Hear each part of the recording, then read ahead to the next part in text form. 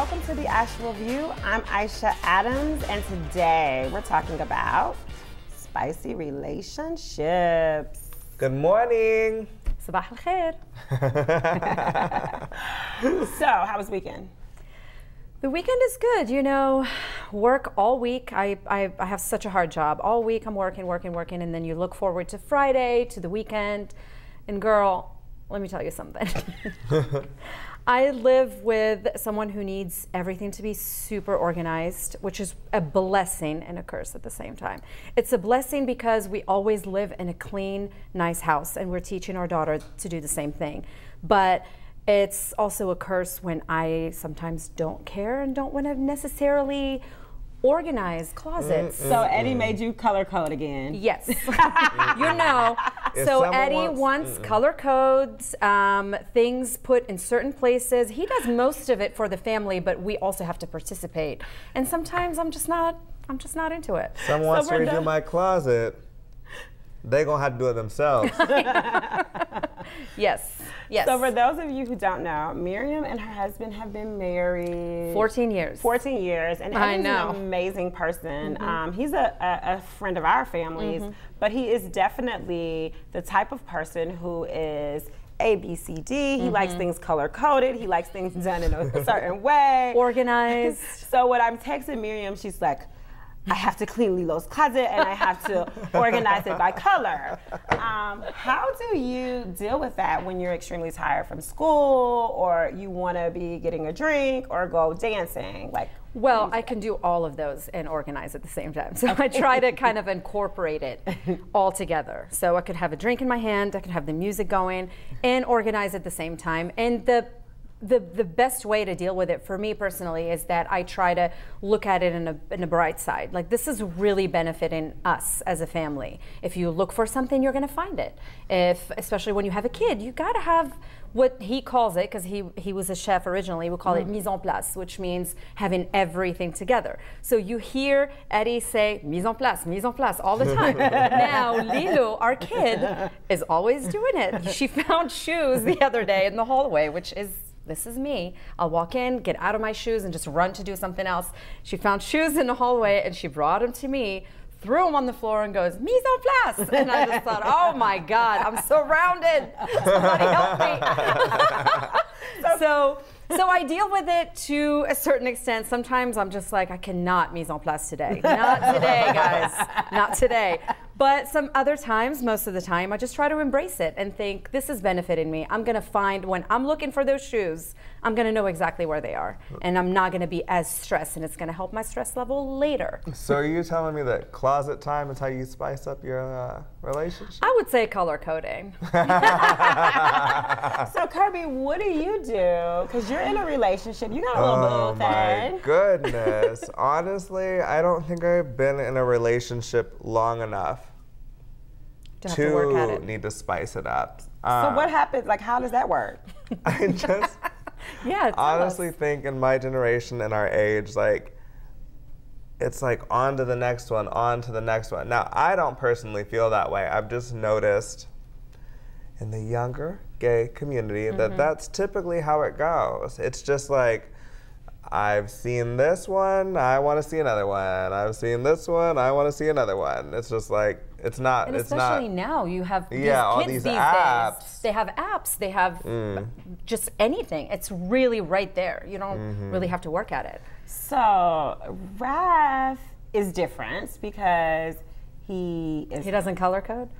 No, he doesn't color code. He doesn't use gay apps either, right? But he doesn't color code and he doesn't use gay apps, but he is the recycling sergeant. Yes, and you did see the commercial, yes, right? we did. So he is the recycling sergeant, A, and then B, he's a B, C, D, E, F, G type person, and I'm not, right? Like, my side of the room is gonna be messy. I like to work really hard. I like to do a lot of projects. You know, I'm one way and he's a different way. And, you know, Kirby, when I was younger, I'd be like, on to the next one. But we have land, we have a business, we have cars, we have stability, and we can't go on to the next one. You know what I mean? Because we'd lose so many things. And, you know, even in times where we thought maybe like we should be apart, my dad's like, dark, dark days. Divorce is like dark, dark, dark days. And I don't want to have dark, dark days. It's not fun. You know what I mean? Yeah. So for me, like spicing up the relationships a lot of times means sacrificing and giving in to things that I would normally not do. And it means like, honestly, like killing a part of myself. I think it's just called compromise. I don't think it should feel like you're killing a part of yourself. I think that it's about looking at the bigger picture and like saying like, what do I want? Do I want to be a lonely 50-year-old in a nightclub?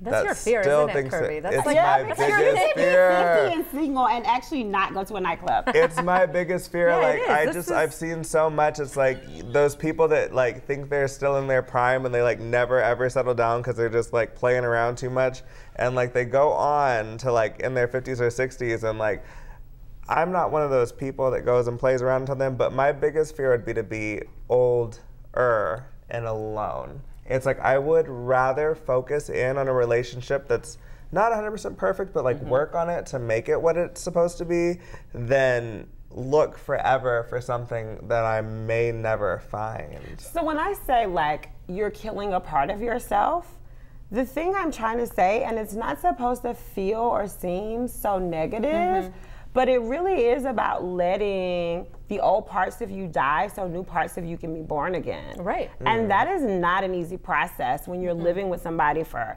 6 years, 7 years, and you're saying, this is what I want for myself for 20 years. And then you meet this person, and then they want this thing, and you're trying to figure out how to be who you are and then like become who they need you to be at the same time. Absolutely. Yeah. And a part of that is dying inside like these morals, these values, and recreating new morals and values that are intertwined with this new person, which is really hard. It is. And it's not about cute little like parties and everything's not okay.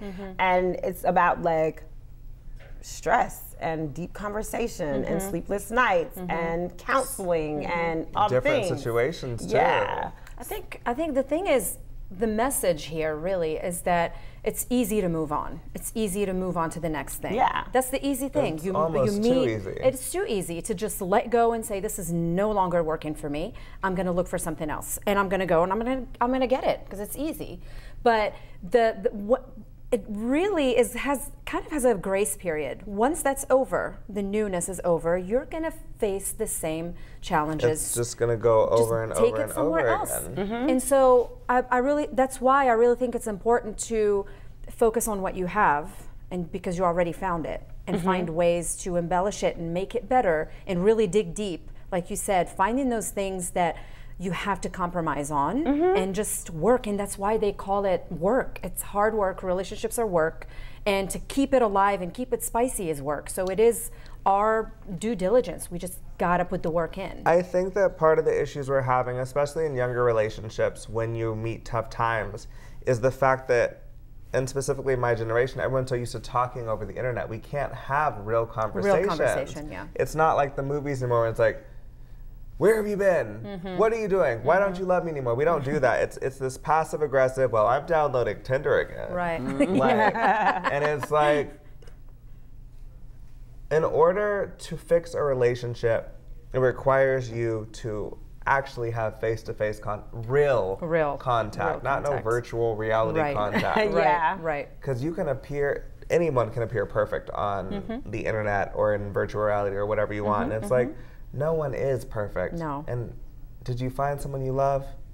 Do you have a business with them, a relationship, a child, something important to you with them? How can we make this work? Yeah. And more than that, like for me, I know with me, like I went to Rob, I was like, look, I need some benefits. Like, what is the benefit of like losing this argument? Like, what makes me, because we'll argue, and I'm like, because I don't want to sleep with a loser. So if he's winning the argument, I'll say like, good for you, because I don't want to be the one sleeping with a loser tonight. That's on you, Slim. You're the one who gets to sleep with the loser tonight. So like, what makes you know what I mean, you benefit. What are the benefits of being in this relationship? And not just the house, the car, the kids, but what are the internal benefits that you get from being with somebody and dedicating your life to them? Well, I've always, well, not always, but I saw, and I think it was on Facebook, it was a quote, but it was really meaningful to me. And it was about relationships. And it was talking about ships. Ships are supposed to sail you somewhere or move you somewhere. And so if a relationship is not taking you somewhere new, if a friendship, any sort of ship, is not taking you somewhere new or helping you improve or grow, it's time to pull a Titanic and drop that boat down, that little safety boat, and go on and find a new ship to hop on. Exactly. And I think that that has some real truth and meaning, because we all get to a standstill in relationships sometimes, and it's like, what are we doing? I don't feel like I'm growing. I don't feel like I'm going anywhere. Like, we're just here. Yeah. And so I think that's a really important, interesting concept to look at. I mean, one of the most powerful things that happened in my relationship was coming up with the mission statement and understanding what our mission, vision, and values were for our marriage. So that on those days when it got a little rocky, or it gets, because it still gets a little rocky, still gets a little rough, it's good, but it still gets a little rocky, still gets a little rough. Like, we know what we're doing. We know what we're going. We know where our values are. We know what those things are that we're working towards, so that we know this, we're working. Yeah. You are on my nerves, but I know at the end of the day, like, our goal is to get the kid to college. Absolutely. I know at the end of the day, our goal is to pay off this debt. I know at the end of the day that our goal is to allow you to have the career that you want, or to restore your parents' house, or whatever the goals are for individual relationships. So that's one of the things that really helped us, and I love that quote, Kirby. I do too. Yeah. I come from a family, my parents have been married forever, and and in Morocco, the divorce is not really, I wouldn't say not an option, but it's not something that people jump to. So everybody works really hard. My parents have worked really, really hard to stay together. It hasn't been pretty the whole time, but that's why I feel like, me personally, in my marriage, I'm always the one who always says, this too shall pass. It shall pass, it's okay. Sometimes I don't argue, because I know that tomorrow it's gonna go away. It's okay. I can't make it worse. I don't want to get into an argument. Sometimes it's just people who are really tired, and it took me a really long time and a lot of maturity to understand that this is what's happening. People are snapping at each other because we're human and we are tired and we have a child and we both work really hard. And sometimes it's okay to just take a step back, have a seat, and just don't engage, and just don't feed off of it and make it worse. So sometimes I just go to sleep. I like that you brought up the argument thing. Just one more tidbit from me. My dad always told me when I would feel really angry or frustrated or want to say something or want to hit something or want to do something just not nice to someone, write down what it is you want to do, why you want to do it, and sleep on it. Literally, put it under your pillow. Read it in the morning. You will feel crazy. I swear. Like, you will feel crazy. And I think it's so important. Like, especially in relationships, to not do that fire tongue. It's so easy to get really nasty and mean, because you're comfortable with that person too. And I think it's really important to, like, breathe. And that write comes it with down. age and maturity. If you still feel like it in the morning, And practice. Yes. reorganize it politely and bring it up. But if you, most of the time, you'll feel crazy in the morning when you read what you want to say or do to somebody. Yeah. Thank God I didn't say that. And we'll be right back with the Asheville View.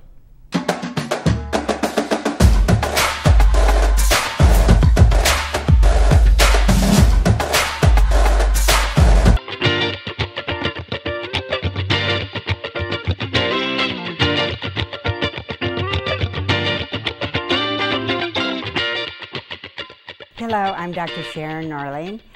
Ask your doctor on the Asheville View. My background is I'm OBGYN board certified, and my specialty is hormones. I get asked the question all the time, when should a woman in the premenopausal phase actually go to her doctor and get more information about her hormones? Well, this is a huge transition.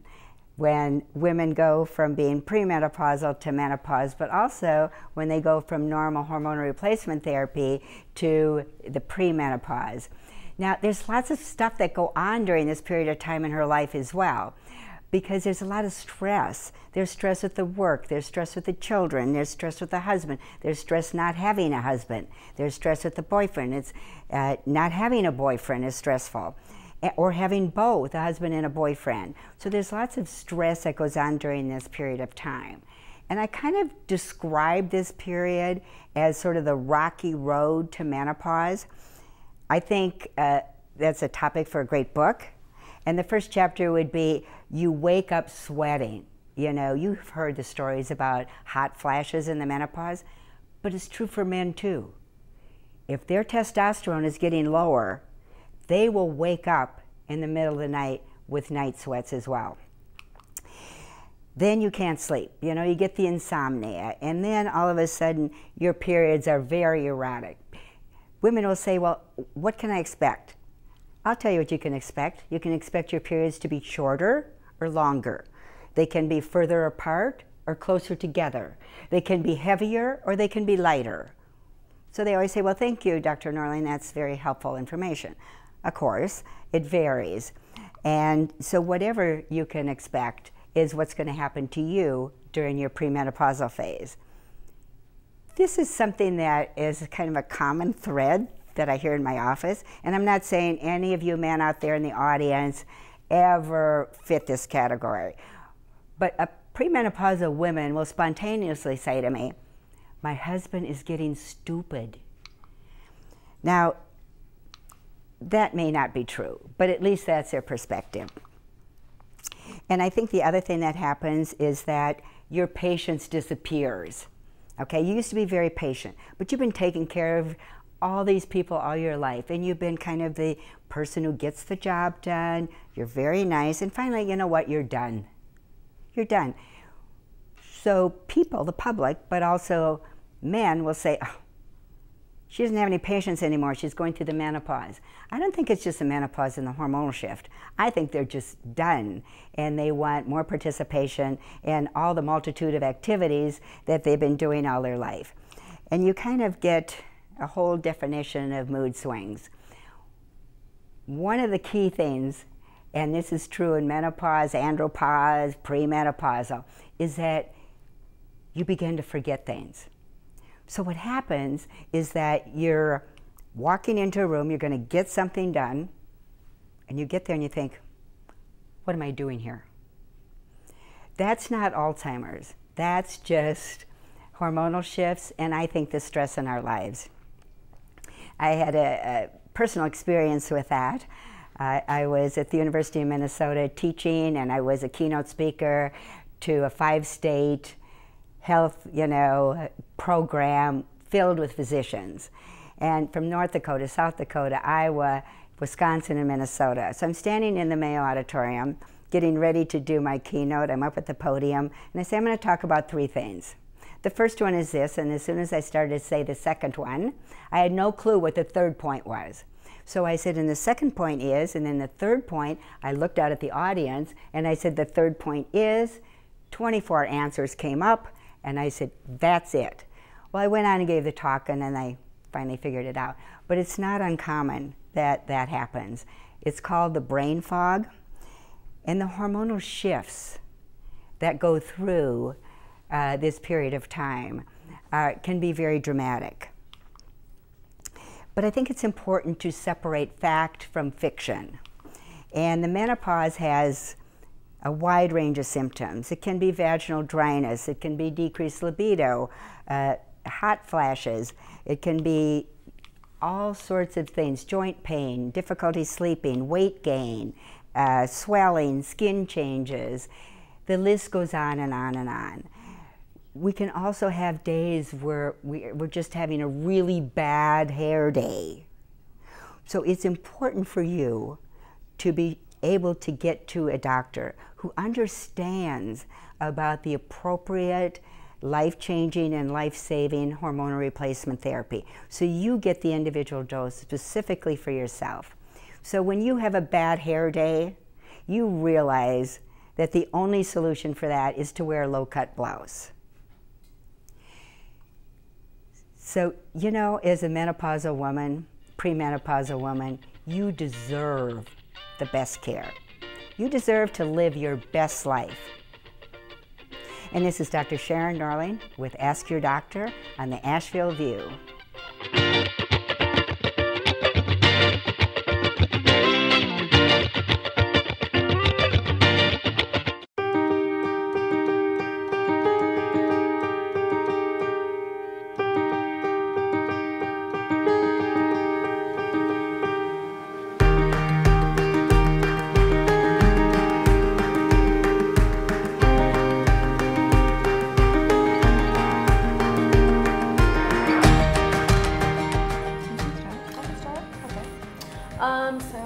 Almost 9 years ago, in July, I believe, I worked with one of Crystal's really good friends who she lived with at the time, Laura Donna. A friend from Romania.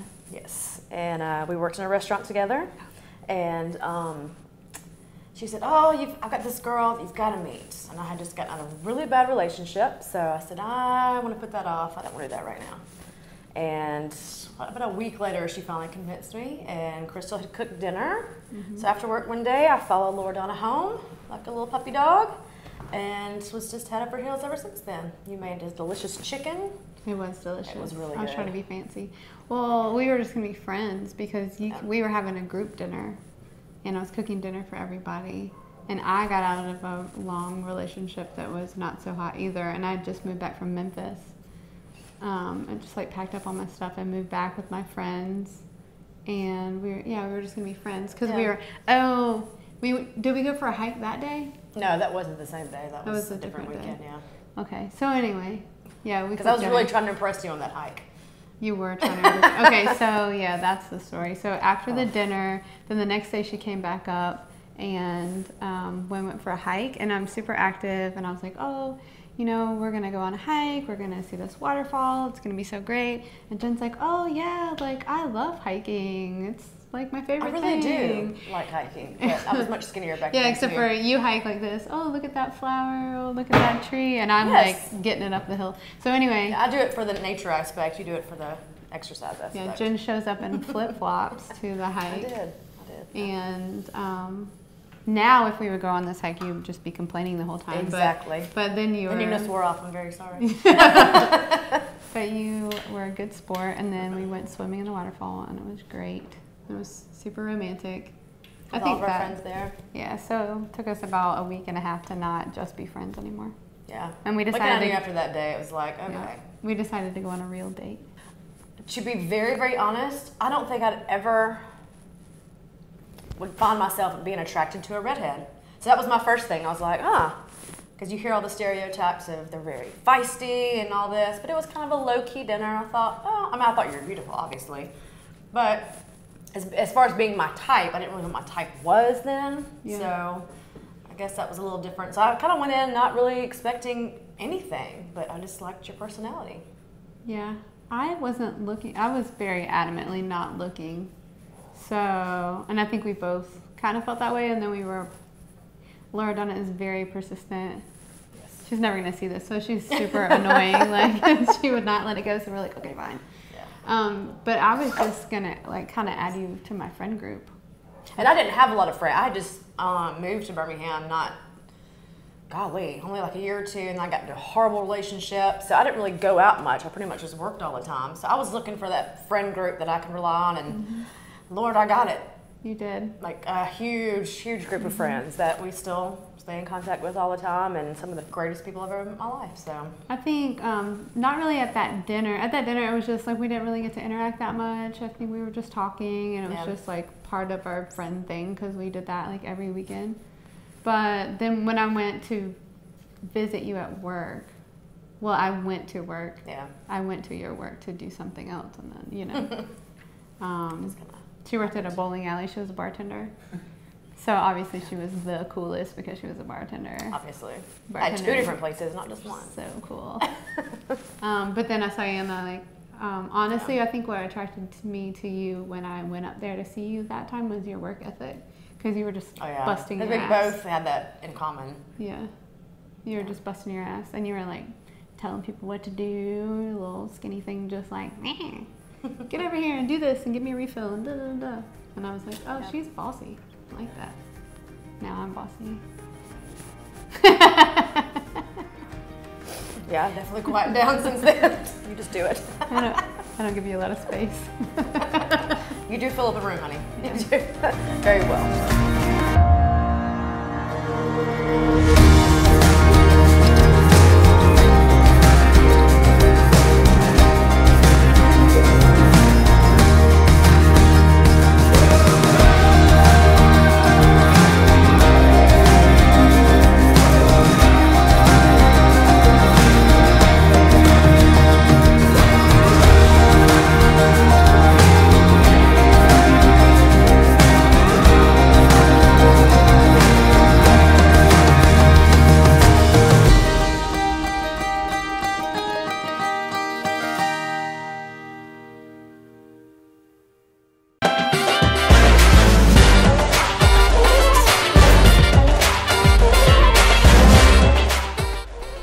We're back with the Asheville View, and today we're here with our friends Crystal and Jennifer Pace, and today we're talking about spicy relationships.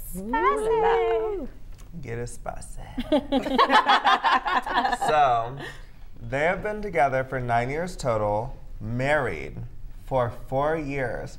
And that's literally like 150 to 10 millenniums for a gay relationship, at least in my book. And so I'm really interested to see, what do you all do to keep it spicy?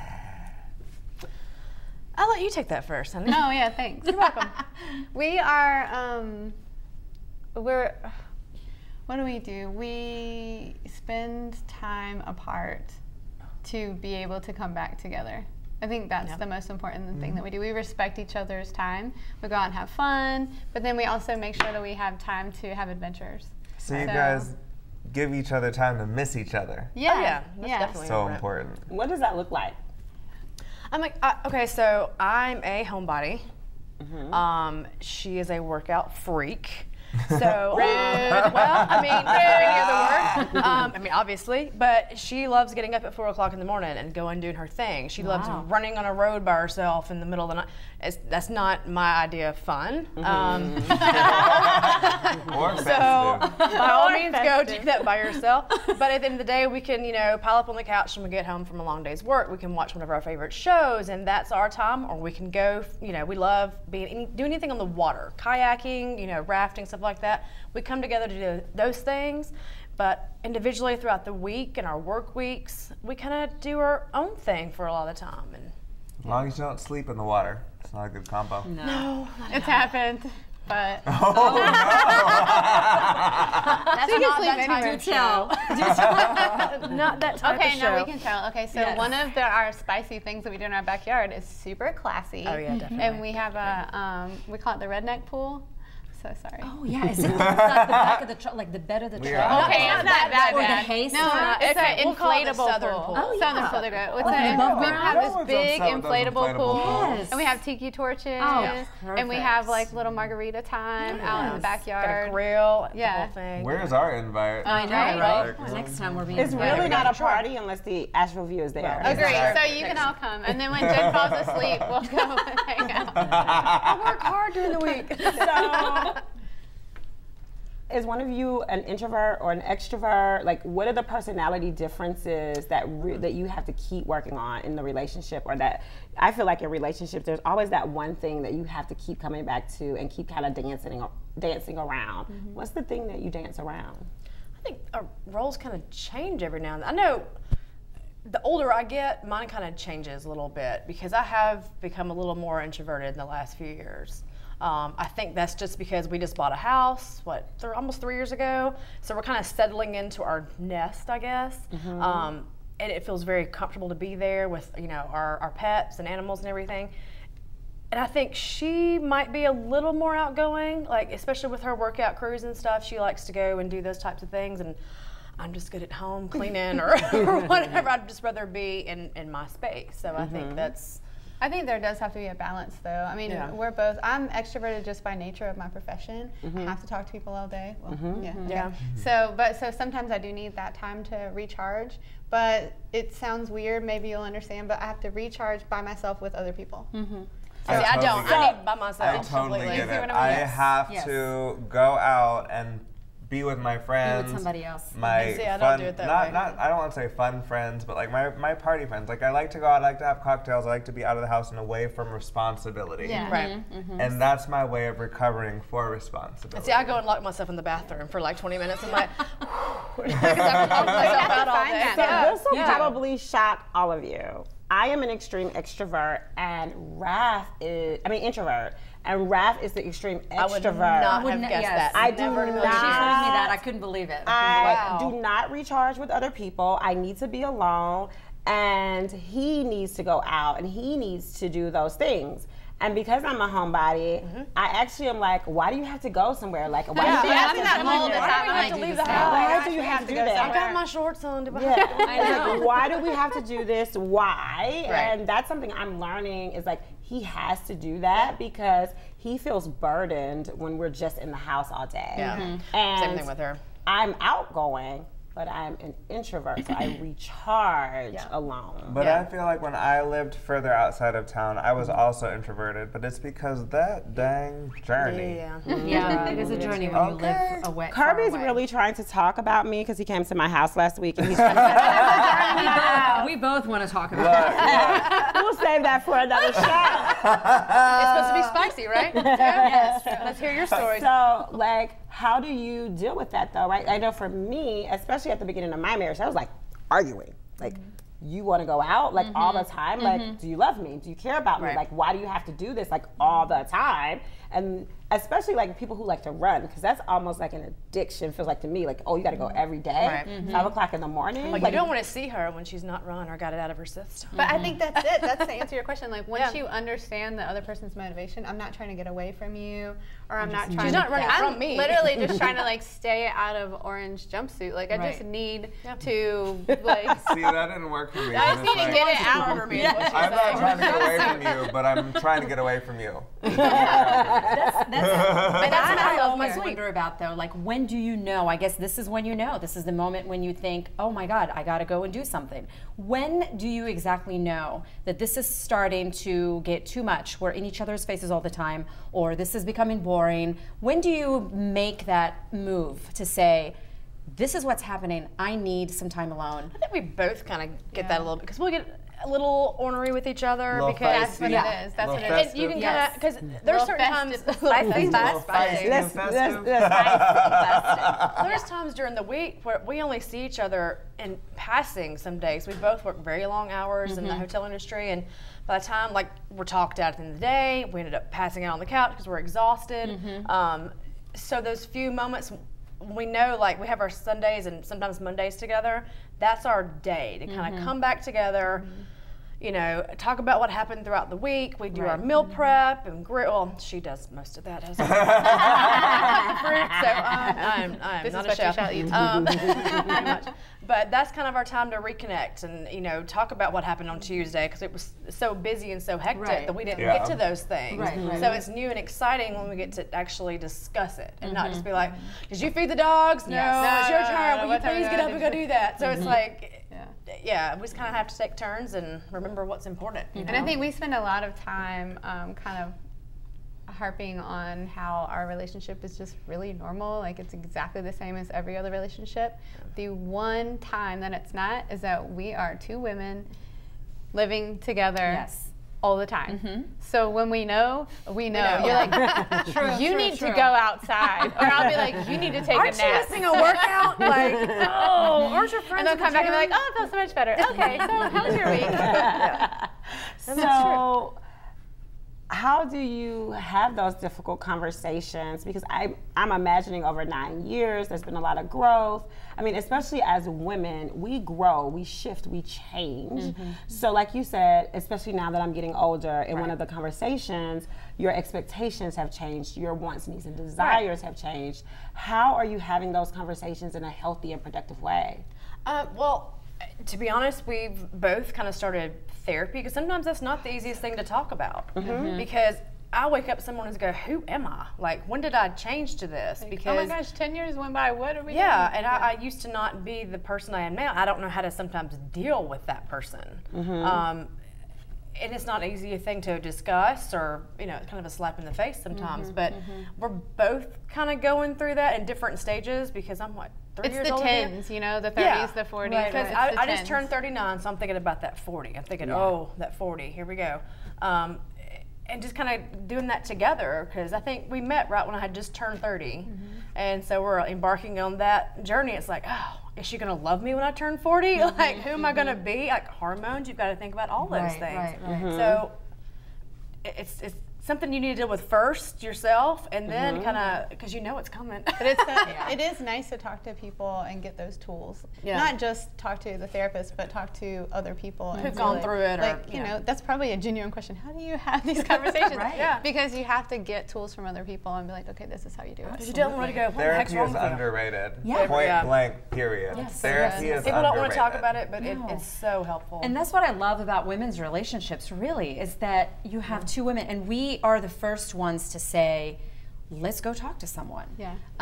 But that's what's really cool about two women together, is that you're both aware of the necessity of having those talks with somebody else and having a non-biased person in the room, while men usually, I'm sorry, but usually men are like, I'm not going to talk to anybody. I'm not going to talk to anyone. I don't want to talk to people about my own issues and my own problems. And there's kind of like a fear for men to go and be open to therapy. So for that, I applaud but you guys. we want to do that. We want to keep it spicy because I mean, we both take the marriage commitment very, very seriously. What Brandi Carlile says, like, I'm not giving this up after fighting for the right.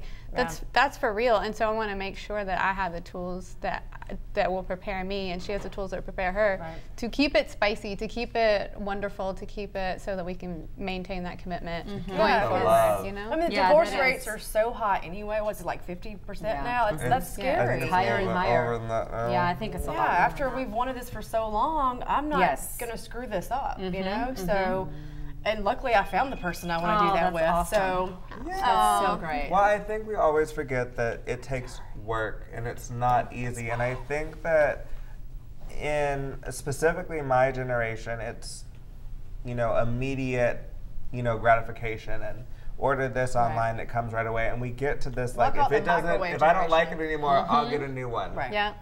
And I think it's poisonous and it's toxic. And I think that people don't realize that, like, your parents, if you are lucky enough to live in a 2-parent house now, like I was, it wasn't easy all the time. Exactly.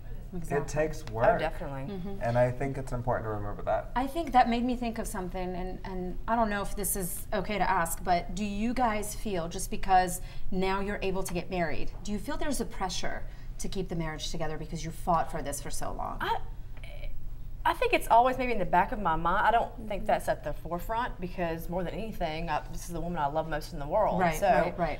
And like, we were together for, I did make the but I did propose to her after like 3-4 months. She brought the I was hanging on to that. Wow. It was like 6 months before we did that, but it was pretty fast. But I knew that, and when we first met, I never thought that we were just going to be friends. That was going to be it.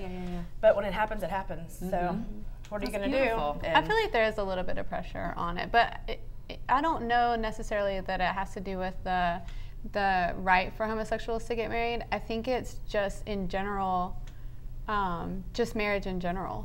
You go, okay, like, I'm making this commitment, like, I'm really serious about it, but then you have, people in your family that it didn't work out for or whatever, and you want to make sure that you find the right person, and once you do, I'm like, okay, but also a lot of us have been shaded from that to know that it's actually hard work to be married. It's not just like, like, it's work. Well, we both come from different backgrounds too, because my parents have been married for 45 years now, and you come from a divorced, family, and so we both got different backgrounds when it comes to that too. So we kind of bring that to the table. So before we go, I do have a really important question to ask. I feel like we've talked about a lot of fun things, but when it comes to homosexual marriage, everybody's acting like it's all good all the time now because it's legal. Right. And the truth is, that's not true. That there's still a lot of negativity and a lot of challenges. What are some of the challenges that you face, and how do the two of you make sure that those challenges don't disturb this beautiful union that all of us are watching today? Well, I think really and truly, people have this stigma about just because it's two females or two male, it's just marriage at the end of the day. It's marriage. We're going to have our fights. We have our disagreements. We fuss about going to get groceries, or, you know, thankfully we don't have kids. We did not want kids, so that worked out better for us. But we have commitments and we have responsibilities. Gay breakfast today? No, we didn't have gay breakfast. A gay got out of bed. Everybody, I mean, I understand why. I'm glad people are talking about it, but at the end of the day, it's really and truly, it's just marriage. It's one of those things you just want to like. We love each other. I don't want to talk about it. We have sexual relations in our bedroom, like in our bedroom and other places. Oh, that's so straight. That was a straight high five. But it's the same. So you're not experiencing any societal pressures, any challenges. They're like, none of that living in the South here today. I think the hardest thing is like having to explain to our employers how our insurance and everything works. Maybe it's true. I mean, like that's a real challenge. That's very big. I mean, just by nature of our professions, again, we have to. You know, that's the first question that everybody asks in the South. What does your husband do? Yeah. They do not ask what your spouse does. What does your husband do? And my first answer is, my first answer, even if I was heterosexual, who cares? It's none of your business, and it has something to do with me. What do I do here? Let me tell you. But aside from that, the second thing is, you know, well, you're just assuming. You're putting that on me because it's not your fault. Your frame of reference is very small, and I'm here, you know, to open it. But our way to challenge that has always been just to live normally. I love the people that came before us that marched and had the flags and did all the great things, and I, you know, hail to my ancestors. But to my gay sisters. Ooh, yeah, right? I made that up. But my way of activism, our way of activism has always just been to be normal, and I always joke and say, like, you know, I just go out in the world and I just live my life, and then people like me already, and I'm like, oh, I'm gay, but you like me already. Oh, too bad. Too bad for you, you already like me. And I think that's how we do it in a relationship too. We just try to be as normal as possible. Right. And we haven't had to go back. Like, kind of explaining too, because you know, if you, and I'm not being stereotypical or whatever, but if you look at, you know, some of the Asheville lesbians, you know, the shaved heads and the clothes, and you guys look like you all can be best friends. So I bet a lot of people think you're best friends. Sisters. Are y'all sisters? It's like, actually. Or is that your clowns? I feel like that would be. Lovers. That's exactly what I was going to say. And we've always wanted to do that. But out of respect, out of a Southern thing, it's a respectful thing. So we don't want to offend, but I'm not going to hide who I am if someone wants to know. And it's also about who needs to know. Like, I had a grandma who was very against, you know, that culture, and it was like, do I need to tell 83-year-old grandma who's about to go that I'm gay? Yeah, like what kind of impact? Let her go. Yeah, exactly. You all are so awesome, and I want you to know here at the Asheville View, we love you. We do, and we like you, and we see you. We see you, and we definitely see you as lovers. Thank you. And we are just thrilled to have had you here, and so thank you for joining us today. Thank you for having us so much. You're watching the Asheville. Can we have a gay hug? Yeah, gay hug. We're gay hugging. We'll have a normal hug. And we want to thank you for watching the Asheville View. And until next time we see you, thanks for watching.